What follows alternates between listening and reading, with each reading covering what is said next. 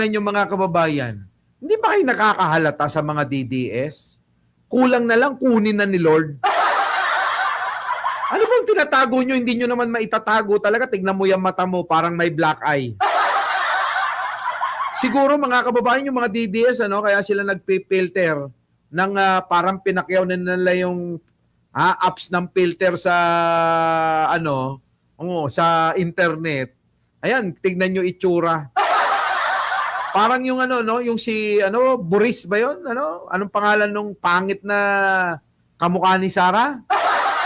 Ito na, tingnan nyo kung gaano katatanga tong mga DDS, ha? Yung sinasabi nito, i-prove nyo na mali yung mga sinasabi nito na talagang may nakakausap siya na nasa St. Luke's na naman, yung amo mong bangag. Oh, di ba? Tanga ka. Kababae mong tao, bobo ka.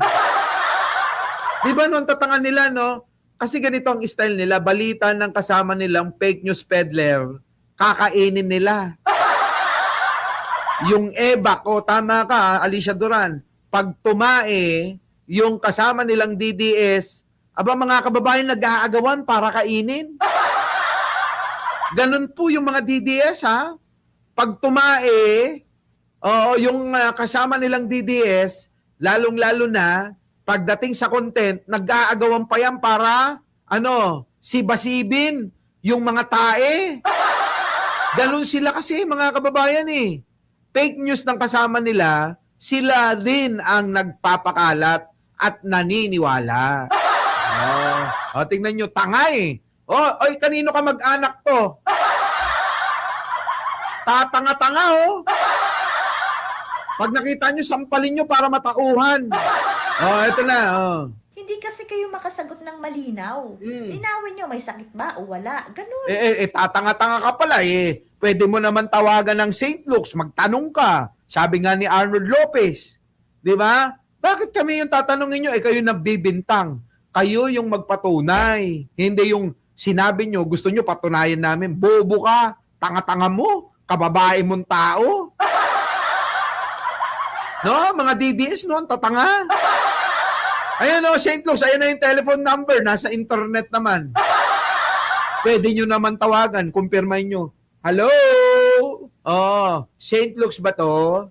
Kasi sabi nung kasama namin DDS, naka-confine daw si Bongbong Marcos dyan. Totoo ba? Di nyo ba pwedeng gawin yun? Kung di ba ang tatanga nyo? Di ba? Paano source neto? Alam nyo kung sino? Eto, ayan Yan ang source, mga kababayan ko. Tignan nyo mga kababayan, muntik nang kunin ni Lord. Biglang natakot si tanga eh. Tignan nyo kamukha ni Sarah. Di ba no? Mga kababayan ko, eto meron akong napansin. May napansin lang ako. Hindi nyo ba napansin yung mga DDS mula kay Banat Bay Maharlika hanggang sa pinakapangit nila? Tingnan yung mga itsura, di ba? Mukhang walang gagawing mabuti. Tama? Pansinin nyo. Parang mga mang-i-scam, di ba? Pag tinignan nyo yung mga mukha nila, parang mga scammer. Tignan yung mukha nito, mga kababayan. Mukhang hindi Ha? Sabi ni Maring Linda, nanggigigil ako. Eto na, tignan mo kung gaano katanga to. Kinarma habang nami-make news, kinarma. Allah.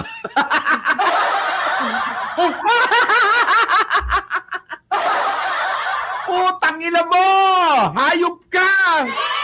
Tao pa ko ha! Tingnan nyo mga kababayan. Biglang natakot. Putang ina, sirena pa lang, takot na takot ka na. Paano kapag popusasang ka ng hayop ka? Di ba mga kababayan? Tingnan nyo mga kababayan. Todo yung yung pang-ano niya, pang-fake news niya. Tapos biglang eto na.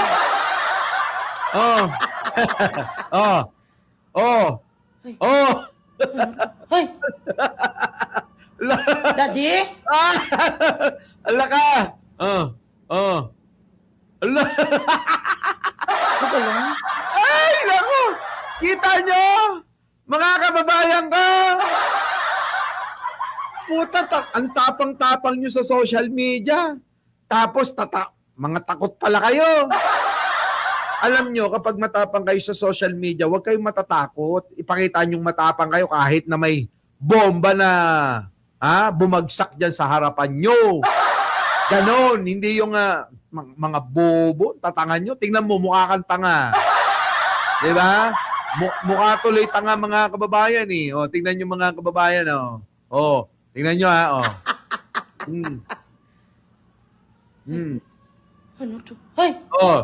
Putang ina mo, hayop ka. Daddy? Diba? Tingnan nyo mga kababayan yung itsura, daddy. Sabay tawag, daddy, daddy, daddy. Puta, hindi pa posas yung darating sa'yo. Hayaan mo, malapit na yung posas. Naku, lagot ka. Oo, yari ka, di ba? Tawang bruha talaga. Pero tingnan yung mga kababayan ko, yung itsura, takot na takot, nagulat, Di ba? Baliw yan. Parang baliw yan. Mga kababayan, lahat yata ng mga DDS, yung mga kanilang mga vlogger, may tama sa ulo, Oo, may tama sa mga ulo. Di ba? May mga tama sa ulo to. Tingnan nyo. Daddy? Wala. Putang ina ka. Naku. Takot na takot, mga kababayan. Di ba? Hindi ho katulad neto. Ito, may sense po yung mga sinasabi. Tingnan nyo, mga kababayan. Stage 4. Tingnan nyo ang pananaw ng may utak sa wala. Tingnan nyo, mga kababayan. Ito, tingnan nyo yung ating mga kasama. Pakinggan ninyo. Colon cancer stage 4. Grabe, no? Yung nagpakalat ng fake news, dapat pa bang paniwalaan siya ngayon? Sa tingin niya, sigurado na siya sa sinasabi niya na si PBBM ay nasa hospital, mamamatay na, nakatubo na, naka-oxygen na. Yung tipo bang parang hawak niya na yung medical record ng ating Pangulo. Correct. Yung sigurado ka na sa sinasabi mo. Si PBBM ay talagang may stage 4 colon cancer. Ganyan sila, nene. Oo. Pare-pareha sila eh. Diba? Ganyan sila, mga kababayan. Pare-pareha sila, nene. Huwag ka nang magtaka. Tuloy. Tapos kahapon, may live kahapon sa RTV, Malacanang, si PBBM. Buhay na buhay, malusog, masila. Correct. Ang gwapo. Oo naman, parang ako. Oo, ako rin. Asa na kaya ngayon yung mga nanglait at nanalangin na talagang akala nila, feeling nila si PBBM ay hindi nasisikatan ng araw. Oo, ganon sila. Pare-pareha sila. Sila Guangson. Yan, yung mga pangit na mga vlogger nila. Ang papangit ang mga putang ina. Sa totoo lang, wala. Diyos ko naman, mga kababayan, sana naman binigyan sila ng, namili sila ng mga vlogger. Sa totoo lang mga kababayan, eto yun Alam nyo, nag-uusap-usap nga kami ni Takero, ni Chris Ulo. Tapos sisingit si Sangkay. Nag-uusap-usap kami, mga kababayan, putang ina, Chris Ulo, kamukha mo yung mga vlogger ng DDS.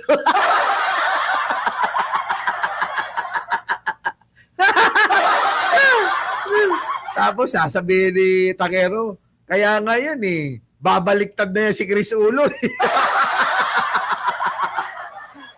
Tapos sasabihin ni Chris Ulo, gago, dalawa tayo, Takero. Tapos sasabihin ni Sangkay, akala ko ba si Mike Cervera yung babaliktad? Putik na yan. Siguro, mga kababayan, kaya nanggigigil sila sa ating gusto na tayong kunin sa kabila para naman kahit papano may magandang lalaki silang vlogger, Diba? Kapag nasa kabila ako, ang pangako, ako daw ang magiging hari Oo, ako daw ang magiging number 1 na parang star nila akong vlogger. Kasi madadagdagan na sila, kasi nga pabawas na ng pabawas Madadagdagan sila, mapapalitan yung mga pangit na mga vlogger nila ng gwapo. Hindi sila makapagmalaki kasi ang papangit eh. Tingnan nyo naman yung mga itsura, lalayo pa ba kayo kay Banat Bay? At saka yung mga kasama. Puti kung hindi husabog yung muka, tingnan nyo yung mga muka mga kababayan, parang nasabugan na rin, di ba? Wala talaga mga kababayan. Oo, puro pa na po ng mga itsura. Meron isa mga kababayan, yung kumpare ko. Oo, si JC De La Cruz. Yun lang ho yung nagka-itsura. Aba mga kababayan, umayaw pa. Oo, umayaw pa mga kababayan. Di ba? Tignan nyo mga kababayan, titigan nyo. Titigan nyo lahat sila mga kababayan. Abay, tignan nyo naman itong, itong ating kasama, nakapikit pa lang, maganda na. Pero, tignan nyo sila mga kababayan, kahit anong gawing filter sa mga pagmumukha nila, ang papangit pa rin, di ba? Di ba, no? Ang papangit! Pukin ang inang papangit nyo talaga. Kayong mga DDS, ang papangit nyo. Sobra. Naku, Diyos ko, hindi naman ho sa pamimintas. Ang papangit nila. Parang eto mga kababayan, labanan ng mabait na Pangulo versus sa pangit na Vice Presidente. O, tingnan nyo. Labanan ng mga vlogger na kamukha ni Pangulo, mga gwapo, mga macho, gwapito, mababait, kumpara naman sa mga dugyot. Dugyot na pangit pa.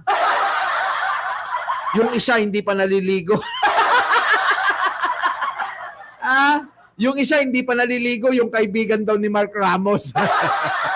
Ayun. Putik na yan. Ano kaya ang amoy ng mga kilikili ng mga hayop na yan? Ano? Kaya siguro si JC De La Cruz hindi na nakapagtyaga sa kanila. Oo, di ba, no? Nahihiya lang siguro si JC na sabihin na, putik na yan, ang babaho nila, Boss Mike. Di ba, no? Mga kababayan, kita nyo naman dito sa atin, meron namang mga pangit, yung po yung mga sampid. Aminin natin, may mga nagsisiksik ng mga sarili, yung mga nagpapanggap daw na mga loyalista sila, pero mga kababayan ko, tignan nyo. Oo, tignan nyo, kung saan lang sila nakikinabang, doon lang sila nagsisiksik. Diba, mga kababayan ko? Sabi, mga kababayan, isa-isahin ko pa ba? Yung mga pangit, baka sabihin, bakit kami lang ba may pangit? Paano yung isa? Paano yung babaeng isa? Yung, Anthony Arnold Lopez. Di ba, mga kababayan ko? Iningatan ko, gagi. Oy. Tingnan nyo, titigan yung maigi, mga kababayan. Ako, nakikita nyo pa lang sa inyong mga screen ng cellphone at saka telebisyon. Pag nakita nyo sa personal, mga kababayan, putang ina, mapapamura talaga kayo. Sasabihin nyo, putang ina, nagmamaganda ka sa personal, ganyan pala itsura mo. Diba, no? Ganon. Diba, mga kababayan? Nako, ang daming mga nagsisiksikan sa kampo dito. Pero ang nais, pera, puro pera lang. Putik na yun lang pala mga intensyon ng mga putang ina. Diba, no? Nako. Hindi ba sila natatakot sa karma? O yun talaga yung lakad nila? Diba? Hindi kaya ganun? Buti pa si ate, diba? Ang ganda ng paliwanag. Ulitin mo, ate. Colon cancer stage 4. Grabe, no? Yung nagpakalat ng fake Pakinggan nyo to, pakinggan nyo. news, dapat pa bang paniwalaan siya ngayon? Sa tingin niya, siguradong-sigurado na sa sinasabi niya na si PBBM ay nasa hospital, mamamatay na, nakatubo na, naka-oxygen na. Yung tipo bang parang hawak niya na yung medical record ng ating Pangulo. Nung siguradong-sigurado ka na sa sinasabi mo na si PBBM ay talagang may stage 4 colon cancer. Grabe, no? Tapos Tapos kahapon, nag-live kahapon sa RTV, Malacanang, si PBBM. Buhay na buhay, malusog, masigla. Ang gwapo, matikas. Asa na kaya ngayon yung mga nanglait at nanalangin na talaga May kulang pa ate, parang kamukha ni Mike Cervera, ganun. alam nila, feeling nila si PBBM ay hindi nasisikatan ng araw. Diyos ko po, Rudy. God bless po sa ating lahat. Oh. Ingat po, mga kababayan. Yan, kita nyo? Mga kababayan ko, di ba?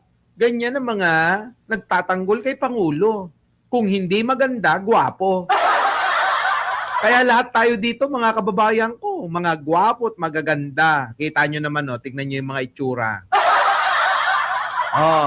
Tignan nyo si Maring Joji. Di ba? Tignan nyo si Maring Linda. Tignan nyo si Arnold Lopez. Utik na yan, magagalit si Jen sa'yo, loko. Di ba? Tignan nyo si Dali Babes, si Alicia Duran, si Ai Chang. Naku, Diyos ko, si Kenji Official. Di ba? Di ba Teresita Tan? Naku. Tignan nyo naman si Proud Ilocanja. Proud Ilocana. Naku, Diyos ko po. Screenshot nyo tapos isum ninyo. Talagang tayo magaganda. Oy, shoutout nga pala sa mga taga-norte. Kanina, tumawag yung kaibigan kong contractor. Na nagngangalang June Galabay.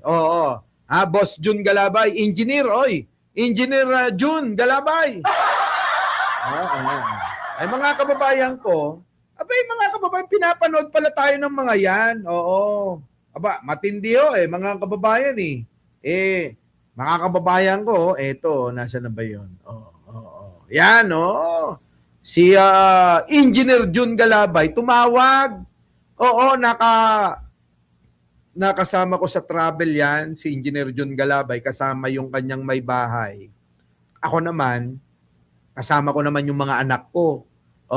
Bali 7 kami. 6 yung anak ko. Ako, 7 kami. Nag-Europe kami hanggang doon sa Iceland, mga kababayan. Ako, laki ng gastos ko.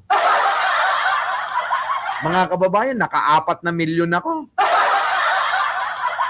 Sabi ko, bibili ko ng Land Cruiser. Wala na Alam nyo naman ako, pera lang yan. What is money? Paper only. 7 kami mga kababayan. Isipin nyo, pupunta kayong Europa. Ilang araw? 18 araw, mga kababayan. Di ba? Pamasahe pa lang, hotel pa lang, etc. Ang dami.